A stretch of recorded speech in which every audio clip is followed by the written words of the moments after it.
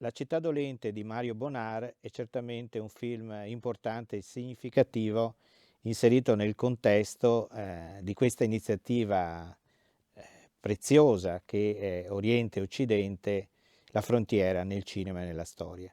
Infatti nella produzione nazionale italiana questo film che è stato girato nel 1948 e che poi è uscito l'anno successivo è il primo film che si occupa direttamente dei temi della frontiera. E purtroppo anche l'unico film, perché se noi parliamo dell'esodo giuliano-dalmata, in maniera specifica nel film si parla di quello da Pola,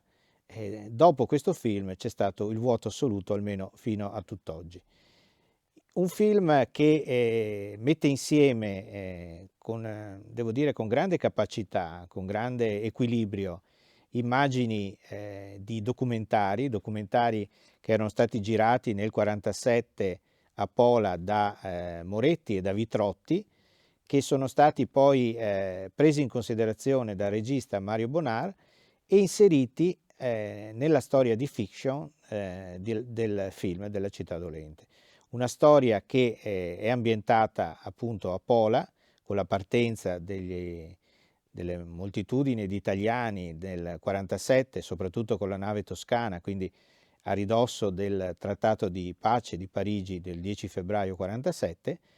che chiaramente non poteva essere più girata a Pola perché nel 48 era territorio jugoslavo e che quindi è stato assemblato con grande efficacia. Devo dire che guardando anche il film da un punto di vista tecnico, questo lavoro di montaggio è stato veramente importante, come anche il lavoro soprattutto della fotografia di Tonino Delli Colli, che era un giovane direttore della fotografia che fa uno straordinario lavoro e che poi sarà direttore di registi fondamentali nella storia del cinema italiano. Pensiamo solo a Pasolini, a Sergio Leone, a Monicelli e tanti altri. Questo per dire che la componente tecnica di questo film era importante, come è anche straordinariamente importante il quartetto di sceneggiatori che lavora a questo film, tra i quali chiaramente spicca Federico Fellini. Fellini aveva già lavorato come sceneggiatore in tanti film, basta citare due film fondamentali come Roma città aperta e Paesà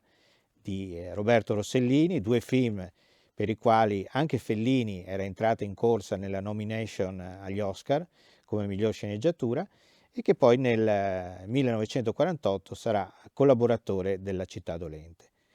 Ma quello che è anche interessante sottolineare, come lo scrive molto chiaramente Tullio Kesic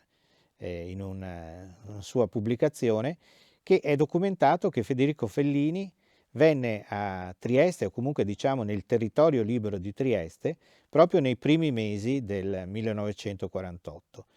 venne per seguire dei sopralluoghi di location per un film che poi non venne più girato.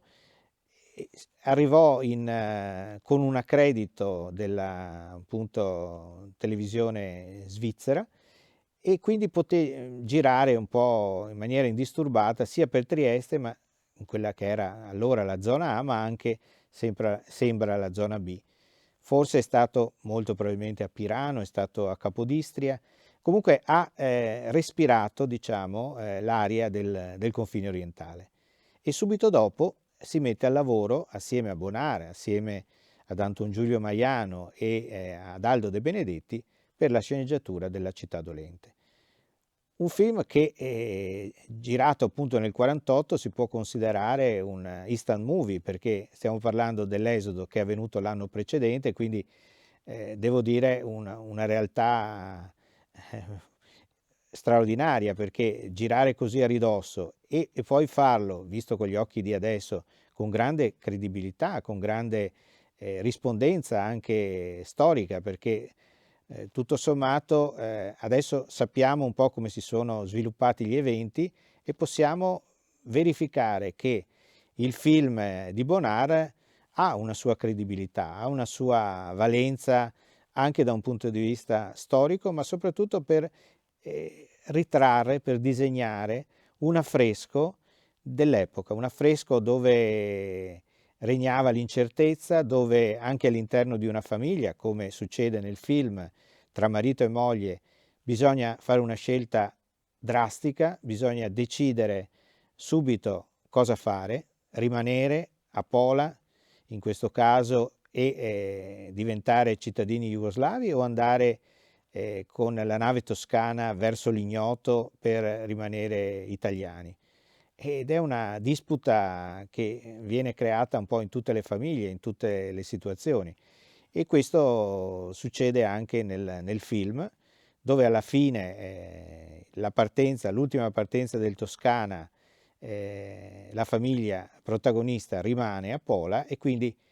assaggerà, vedrà, il film descrive cosa succede nei primissimi mesi di presenza jugoslava, con tutta una serie di valenze che sono anche interessanti da sottolineare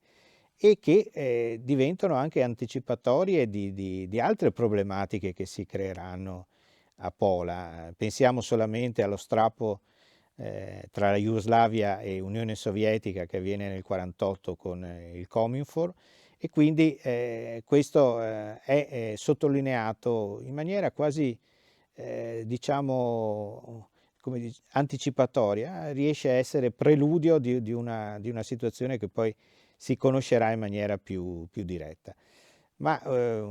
un'ultima cosa da sottolineare in questo film, che veniva già citavo in precedenza, è che il film si vede come una sorta di novità anche dal punto di vista tecnico, perché assemblare queste immagini di documentario e di fiction diventa quello che adesso noi chiamiamo facilmente docufiction, ma che allora non era così presente nel cinema né a livello italiano né a livello internazionale. Quindi il fatto di ricordare questa pagina che poi nella storia italiana e nella storiografia è stata cancellata, eliminata per tanti decenni, lo possiamo vedere in maniera anche tecnicamente anticipatoria. Quindi è un film prezioso da tanti punti di vista e penso che sia stato importante recuperarlo e in questa rassegna addirittura vederlo al cinema in 35 mm, cosa più unica che rara.